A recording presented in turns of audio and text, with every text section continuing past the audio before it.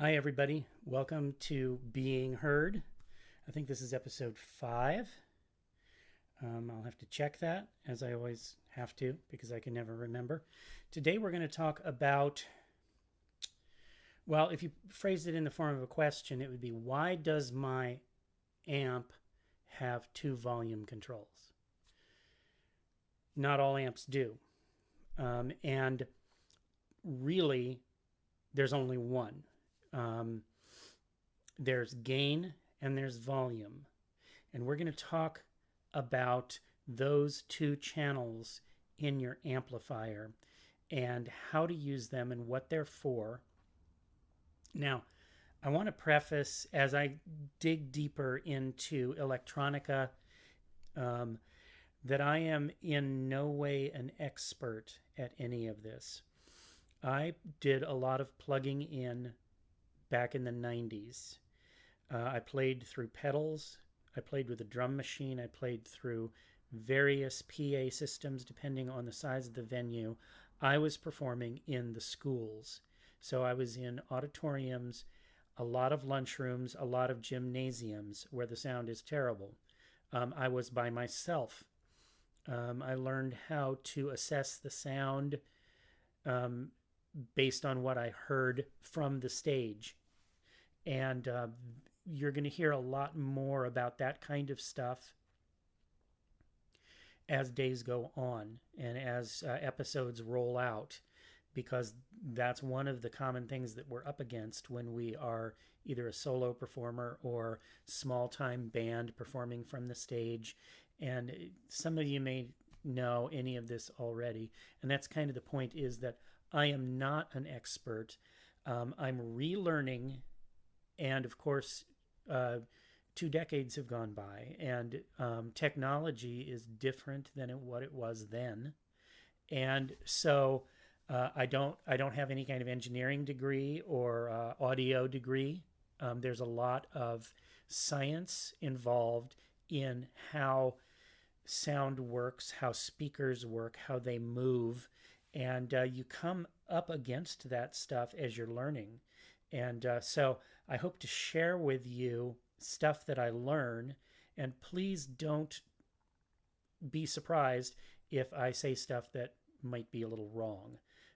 So I'm just giving that disclaimer up front that I'm not an expert, and sort of getting back into performing and ensemble playing. And as I learn, you can learn with me, or you might know more than I do. And feel free to correct me, make comments, send in, put your comments right here in the videos, and let me know if I'm wrong. So, without further ado, I'm going to take you to my amplifier and train the camera down on it, so you won't see me. You'll see the amp and what we're talking about there. Okay, so this is my Bruguera acoustic 60-watt amplifier. And I want to start by saying that as I play through this amp, the sound that you are hearing today is coming directly through the air and into the microphones. I have a high definition audio video recorder that's also giving us high definition sound, and it's very close to the amp right now, but it's above the amp. The speaker is down here, so the amp is not playing directly into the mics. But I do need to say as a disclaimer, for the entire Being Heard series, is that I am being heard by my neighbors, because I'm in an apartment, and there's somebody below me and somebody on the other side of me, and so I have to be courteous and not really crank it, but I kind of don't want to anyway. This is a 60-watt amplifier, which is way more than I need for most applications, most things that I do. We'll be talking about amp size in future videos when we talk about the difference of the different kind of venues that you play in. But what I wanted to show you about this amp, which is very typical of many amps, is it has two inputs and two channels. Here's channel 1 and channel 2. And then there's an effects section. And I'm going to set the level to the effects off right now because we're not going to talk about effects today. And then there is a master volume down here. So the two volumes that I was talking about are these, gain and master.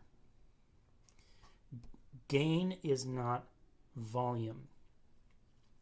This amp has an amplifier which makes your signal louder. That's this one. That's your volume. This one, gain, which seems to be volume because the Autoharp gets louder as you turn it up, is really what we call a preamp. You've got your amp and your preamp.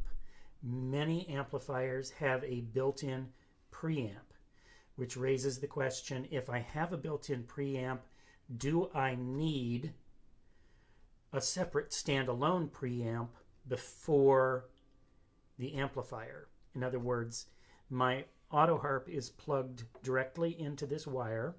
You can't see that. I'm wearing my Autoharp right now, and it's plugged in to the side of the instrument, and that wire comes out the side and goes in here. I have nothing else on that wire at the moment. In the future, we are going to look at preamps and effects that go in line on that wire before the sound gets to your preamp or amplifier. You may have an amplifier that only has one volume, in which case it probably does not have a preamp in it, and you will benefit a lot by having a preamp that stands alone, sort of like the little yellow EQ box that I showed you in a previous episode. And even if you have a preamp in your amplifier, you can benefit a lot by having a standalone preamp. I'll get to that as we talk about preamps, standalone preamps, equalization, things like that. I want to show you what the gain is. So right now I'm starting with 0 volume here and 0 gain here. I'm going to pluck my Autoharp, and all we're going to hear is the acoustic sound coming out of the harp and going into the microphones of the camera. So what I'm going to do now, I'm going to give a little bit of volume here so that you can hear what's going on. And I'm going to start boosting my gain.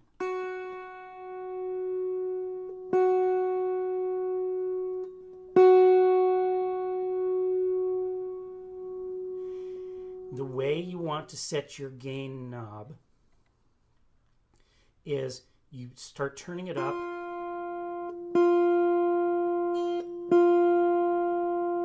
until you start hearing distortion. Now you want to be playing your Autoharp full out.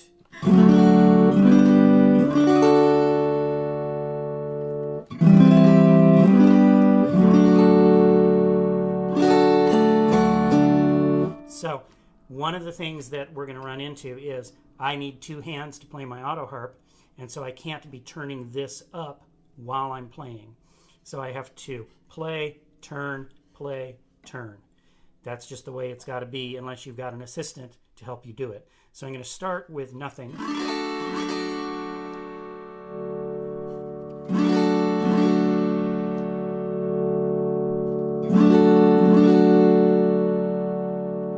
What you will eventually hear, I'm going to turn this way up, turn this way down so it doesn't blow us away.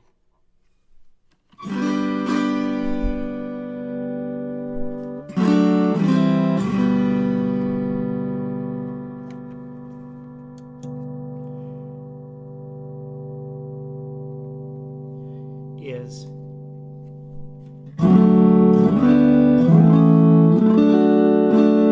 the signal is going to get very loud and distorted. So you want to have signal that doesn't distort when you're playing full on.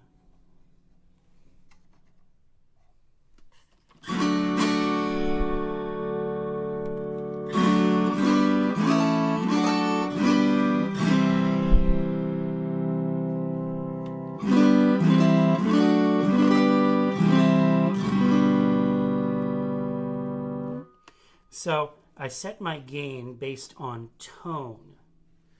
When people are going for a guitar sound that is slightly distorted, or what they call overdriven, for a sort of a blues sound, a blues lead sound, they will turn up the preamp to get that sound. And a lot of the classic blues sounds that you hear on old recordings, even Beatles, where the guitar is super distorted, they achieve that by turning this way up so that it's hitting the ceiling, as it were, and creating lots of distorted artifacts.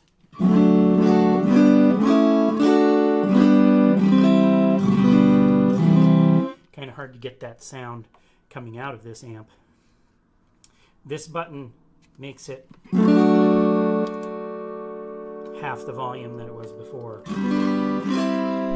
So you can turn it up even further. But my gain is all the way up to the top right there. So I'm going to set my gain about there. And control my volume with this one down here. So gain is your preamp. Preamp will warm up the signal that's coming in and make it sound fuller, deeper, richer, and then you have some control over your tone right here. The bass, the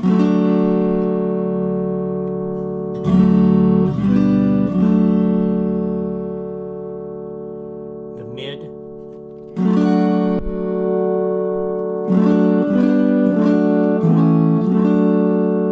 and the treble.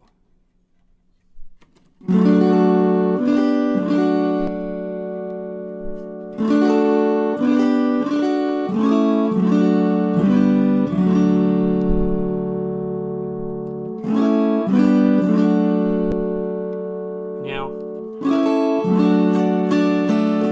I'm not hearing that much difference in the treble.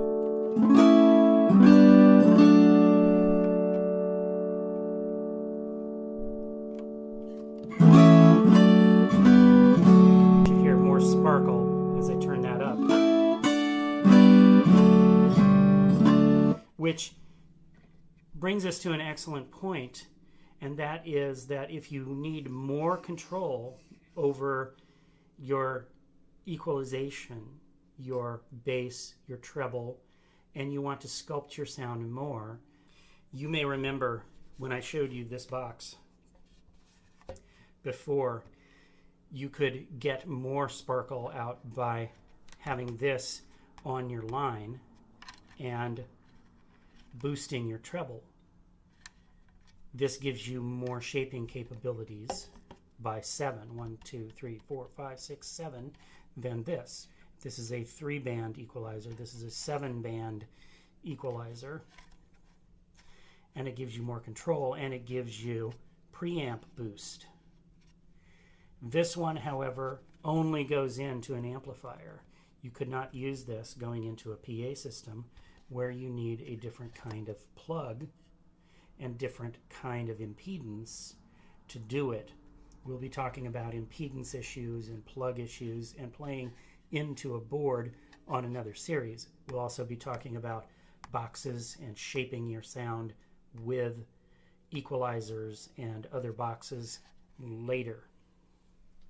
Today I just wanted to show you this, show you that you have two sections here and here for where your sound comes in, gets preamped, gets adjusted, and then your final volume control here. So there you have it, folks. That is a little intro to the different channels that you have on an amplifier, whether you have an acoustic amplifier, whether you have an electric amplifier. As I said, some amplifiers, for example, that PV amplifier that I showed you at the shop, it only has one volume control. So it doesn't have a preamp built into it. And so if you can preamp your signal, like I showed you with the EQ box, or some of the fancy schmancy pedals that I'm going to show you coming up. This is the Fishman Tone Deck, which is designed specifically for making acoustic sounds sound better at a louder volume. And this thing is a honey. It really warms up your sound. I'm going to be sharing this with you in a future episode. I'm not going to say it's the next episode, but we're going to get to this. We're going to get to electric guitar amp effects too. And that's all coming. I want to say thank you. I will be back in future weeks with more and more esoteric information on electronica of all kinds. Be patient with me. I'm awfully busy these days, and it takes a while to research, put together, acquire these different videos on electronics and effects for you. So hang with me. I will try to get them out as quickly as possible. In the meantime, I'm Hal Weeks. Thanks for watching Being Heard, and we'll see you next time. Bye-bye.